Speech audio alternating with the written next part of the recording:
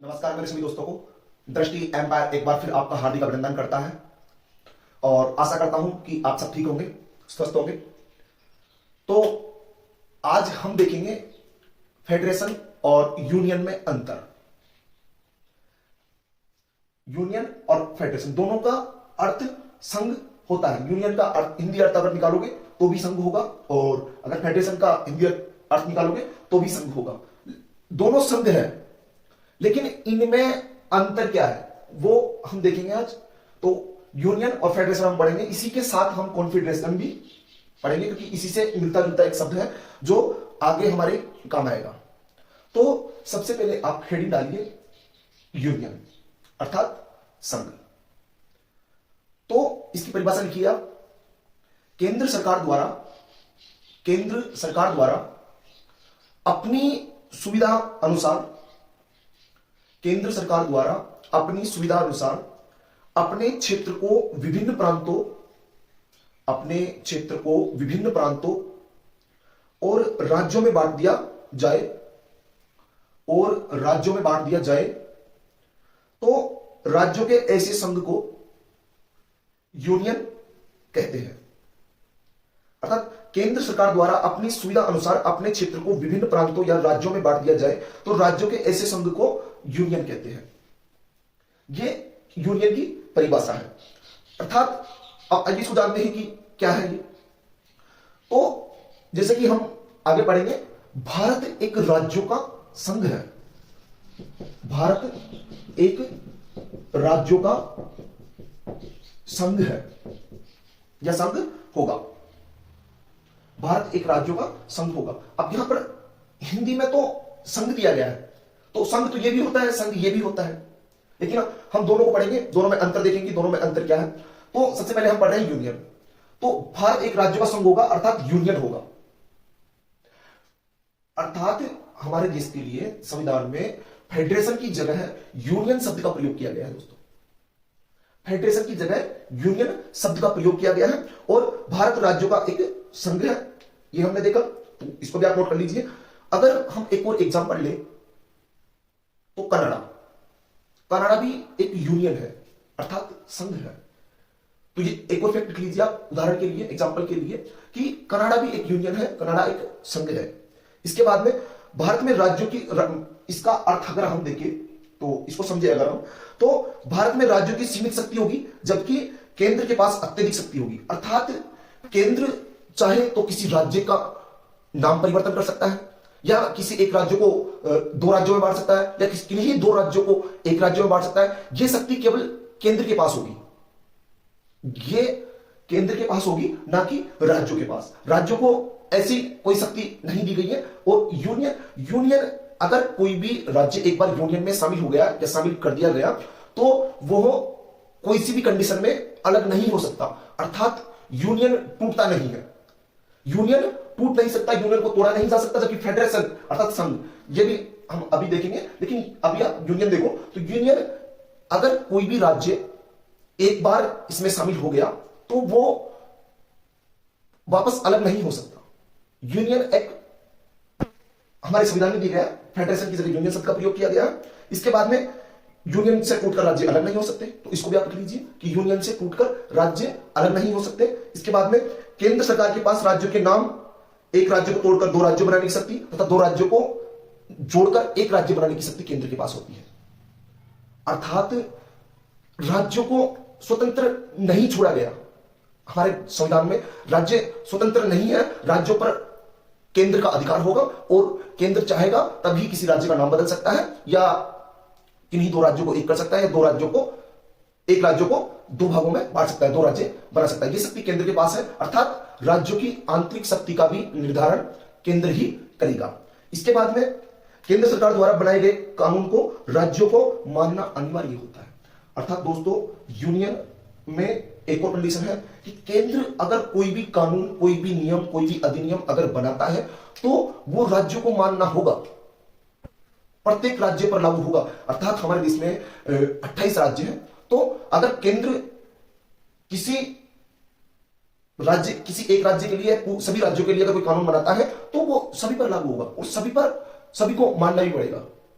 अर्थात केंद्र ही राज्यों की आंतरिक शक्ति का नियंत्रण करता है और नियंत्रण करेगा। इसके बाद में जो नागरिकता होगी वो एकल होगी, यूनियन में यूनियन में जो नागरिकता होगी वो एक होगी, अर्थात दोहरी नहीं होगी। जैसे कि हम अमेरिका में देखते हैं, यूएसए का उदाहरण लेते हैं, तो वहां पर केंद्र अलग है और राज्य अलग है, अर्थात जितने राज्य हैं उनकी शक्तियां अलग है, एक एक राज्य की शक्ति अलग है, अर्थात वो स्वतंत्र भी हो सकते हैं अगर चाहे तो। लेकिन ये प्रक्रिया दोस्तों बहुत जटिल होती है, तो संभव नहीं है लेकिन असंभव भी नहीं है। तो अगर हम ये चीज देखें तो हम अमेरिका का उदाहरण ले सकते हैं कि राज्यों के पास अलग शक्तियां, वहां पर केंद्र की अलग शक्तियां होती हैं, अर्थात केंद्र का राज्यों पर नियंत्रण नहीं होगा अमेरिका में।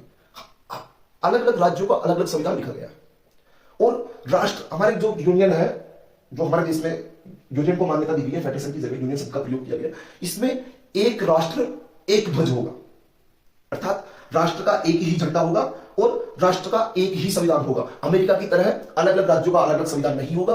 तो ये हो गया यूनियन। तो यूनियन हमने देखा कि एक बार कोई भी राज्य अगर इसमें शामिल हो जाता है, कोई भी केंद्र शासित प्रदेश एक बार इसमें शामिल हो जाता है या उसको कर दिया जाता है, तो वो अलग नहीं हो सकता, स्वतंत्र नहीं हो सकता टूटकर। मान लो किसी दिन यूपी और एमपी ने चाहा कि हम अलग देश बनाएंगे और हम हमारे आंतरिक निर्णयों का भी निर्धारण खुद करेंगे, तो ऐसा नहीं होगा, क्योंकि हमारे देश में फेडरेशन की जगह, हमारे देश के लिए फेडरेशन की जगह यूनियन शब्द का प्रयोग किया गया। अभी फेडरेशन बहुत आ रहे हैं, तो एक बार फेडरेशन को भी देख लेते हैं, क्योंकि दोनों का हिंदी अर्थ दोस्तों संघ होता है। तो ये तो देखा हमने, ये इससे कोई भी राज्य, कोई भी क्षेत्र टूटकर अलग नहीं हो सकता, एक बार अगर शामिल हो गया तो इसमें। और अब फेडरेशन लिखिए, फेडरेशन अर्थात संघ ही है, इंडियन, तो इसकी परिभाषा लिखिए। जब दो या दो से अधिक स्वतंत्र राज्यों द्वारा, जब दो या दो से अधिक स्वतंत्र राज्यों द्वारा एक समझौता या संधि के तहत, एक समझौता या संधि के तहत केंद्र में सरकार का गठन किया जाता है, केंद्र में सरकार का गठन किया जाता है, लेकिन आंतरिक मामलों का नियंत्रण स्वयं, लेकिन आंतरिक मामलों का निर्णय या नियंत्रण स्वयं राज्य अपने पास रखे, तो इसे संघ या फेडरेशन कहा जाता है, फेडरेशन कहा जाता है। तो यूनियन देखा हमने कि टूटकर अलग नहीं हो सकता, एक बार अगर कोई भी शामिल हो गया, लेकिन फेडरेशन ऐसा नहीं है। फेडरेशन में क्या है दोस्तों, जैसे कि अमेरिका का उदाहरण लेते हैं, तो अमेरिका में जितने भी राज्य हैं उन्होंने एक संधि पर हस्ताक्षर कर रखा है कि वो सब मिलकर एक देश का निर्माण करेंगे। सारे राज्यों का संविधान अलग अलग है, लेकिन वो दोस्तों सारे राज्य मिलकर केंद्र को, तो केंद्र सत्ता में जो भी बैठेगा, प्रधानमंत्री, राष्ट्रपति, उसको वही चुनेंगे जो राज्य है उस देश की। जैसे कि हमारे देश में अगर फेडरेशन शब्द का प्रयोग होता है, नहीं, अगर होता तो जो 28 राज्य है, तो 28 राज्य मिलकर केंद्र सरकार का चुनाव करते, केंद्र सरकार का निर्माण करते, और लेकिन निर्माण तो करते हैं, लेकिन केंद्र सरकार का कोई भी नियम, कोई भी कानून, कोई भी अधिनियम, कोई भी एक्ट मानने के लिए बाध्य नहीं है दोस्तों इसके अंदर। अर्थात यह भी संघ ही है और यूनियन भी संघ ही है, लेकिन दोनों में अंतर है। इससे एक बार जुड़ गया तो अलग नहीं हो सकता इसमें, जबकि इसमें अगर एक बार जुड़ गया और मान लो कि उसको जो उसने लक्ष्य बना रखे हैं राज्य ने, वो उसको प्राप्त नहीं हुए, या केंद्र अपनी मनमानी करता है, तो वो अलग हो सकते हैं फेडरेशन के अंतर्गत। अर्थात राज्य अलग हो सकते हैं, स्वतंत्र हो सकते हैं, अपनी आंतरिक शक्ति का निर्धारण भी खुद ही करेंगे। अर्थात केंद्र ना तो किसी राज्य का नाम चेंज कर सकते, ना किन्हीं दो राज्यों को मिलाकर एक राज्य बना सकता, और ना किसी एक राज्य को तोड़कर दो या दो से अधिक राज्य बना सकता। और ये चीज हमको देखने को मिलती है अमेरिका में। अमेरिका में जितने भी राज्य हैं उनका संविधान अलग अलग है और केंद्र का संविधान अलग है, लेकिन राज्य और सारे देश मिलकर, सारे राज्य मिलकर, सारे क्षेत्र मिलकर एक देश का निर्माण करते हैं, अमेरिका का, यूएसए का निर्माण करते हैं। लेकिन वो एक संधि के तहत होता है, वो एक समझौते के तहत होता है, जिसे जब चाहे राज्य तोड़कर जा सकते हैं। अगर उनके हित पूरे नहीं होते तो कभी भी वो स्वतंत्र हो सकते हैं और उनकी आंतरिक शक्तियों का निर्धारण वो खुद करेंगे, ना कि केंद्र करेगा। ये फेडरेशन के अंतर्गत आता है। तो ये देखा हमने कि फेडरेशन का उदाहरण दोस्तों अमेरिका है। अमेरिका 50 राज्यों का संघ है, अर्थात वहां पर 50 राज्यों का संविधान अलग है और केंद्र उनकी आंतरिक शक्ति में कोई बाधा उत्पन्न नहीं कर सकता। वो स्वतंत्र है अपनी आंतरिक शक्ति में, वो स्वयं के निर्णय लेंगे, ना कि केंद्र लेगा। उसके बाद में इसमें आता है दोस्तों दोहरी नागरिकता का प्रावधान है फेडरेशन के अंतर्गत। दोहरी नागरिकता अर्थात राज्य की नागरिकता अलग होगी, केंद्र की नागरिकता अलग होगी। अमेरिका में जो 50 राज्य हैं, 50 संघ है, तो उनकी उनमें दोहरी नागरिकता, अमेरिका में दोहरी नागरिकता पाई जाती है। अगर उदाहरण देखें हम तो वहां पर राज्यों की नागरिकता अलग होती है दोस्तों, और जो केंद्र की नागरिकता है वो अलग है। जैसे कि यूनियन के अंतर्गत एकल नागरिकता है, जिसमें एक देश एक नागरिकता। इसमें देश एक है फेडरेशन में, लेकिन नागरिकता दो है, दो नागरिकता का प्रावधान है, और हर राज्य का कानून भी अलग अलग होगा, हर राज्य का संविधान भी अलग अलग होगा फेडरेशन के अंतर्गत। इसके बाद में फेडरेशन से अलग होने के लिए संधि को तोड़ना पड़ता है। अगर मान लो किसी राज्य के हित पूरे नहीं हुए, या उस केंद्र सरकार से वो राज्य परेशान रहता है, या उनकी वो मनमाना शासन करना चाहते हैं, उनके अनुसार कानून पारित करना चाहते हैं, तो ये कोई ऐसी पक्की संधि नहीं है। इसको जब चाहे जब एक राज्य तोड़ सकता है।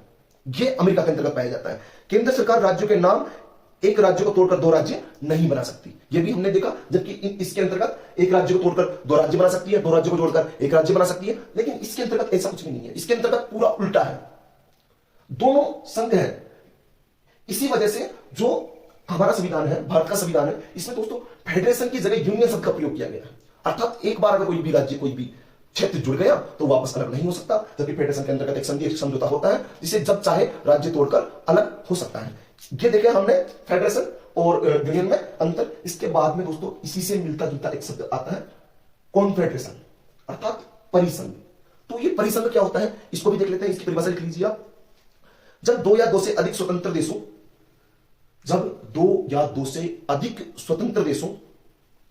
द्वारा समझौते या संधि के तहत,